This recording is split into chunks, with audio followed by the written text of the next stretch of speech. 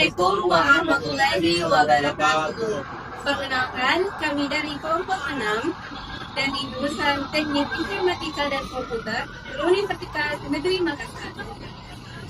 Dalam video kali ini, kami akan membahas mengenai evaluasi sumatif untuk memenuhi tugas mata kuliah dari Ibu Romayanti SPD.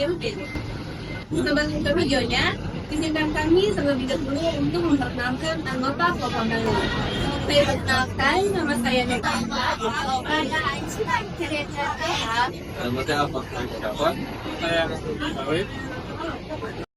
Teman-teman tahu nggak sih apa itu evaluasi sumatif?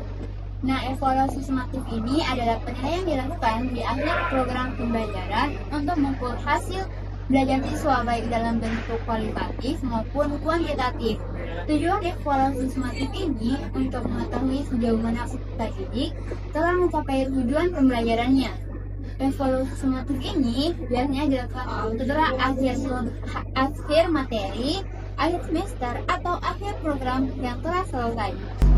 Oke, baik, selanjutnya itu adalah bentuk-bentuk evaluasi sumatif. Nah, yang pertama itu adalah tulisan. Nah, tulisan itu contohnya kayak menulis atau pilihan ganda, esai, dan lain-lain. Kemudian yang kedua itu ada lisan. Jadi lisan ini kayak berkomunikasi. Nah, contohnya itu kayak misalkan ada guru yang memberi pertanyaan kepada siswanya, kemudian siswanya menjawab. Nah, itulah yang disebut dengan lisan.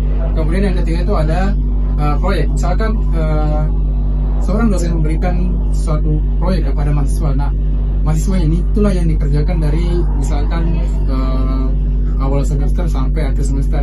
Nah, proyek itulah yang disebut dengan bentuk evaluasi proyek. Nah, kemudian yang terakhir itu ada presentasi hasil. Nah, misalkan kita ambil contoh yang tadi itu, misalkan kita ambil contoh untuk yang proyek. Nah, misalkan proyek ini ketika selesai di akhir, misalkan presentasikannya itu di UAS. Nah, itulah yang namanya dengan presentasi hasil. Jadi kita mempresentasikan apa yang kita buat selama satu semester. Tiga. Nah, selanjutnya itu adalah jenis-jenis evaluasi sumatif. Nah, jenis pertama itu ialah jenis evaluasi sumatif formil, di mana yang formil itu seperti ujian tengah semester dan ujian akhir semester, di mana penilaian ini dilakukan secara resmi dan terjadwal. Nah, untuk jenis kedua ialah evaluasi sumatif non formil, di mana seperti evaluasi formatif non formil itu seperti presentasi akhir, portofolio, dan proyek. Jenis ini lebih menekankan pada hasil karya dan kemampuan penerapan pematerinya. Nah, sebagai contoh nyata dari evaluasi sumatif non-formil berbentuk proyek, mari kita lihat implementasinya pada mata kuliah pemrograman web di semester 3 lalu. Dalam evaluasi ini, mahasiswa ditugaskan membuat website utuh. Pertama, aspek struktur data dan lanjut HTML dinilai untuk melihat kerapihan arsitektur konten yang dibangun. Kedua, penerapan HTML interaktif atau CSS untuk estetika, serta JavaScript untuk memastikan website tersebut berfungsi secara dinamis dan interaktif bagi pengguna.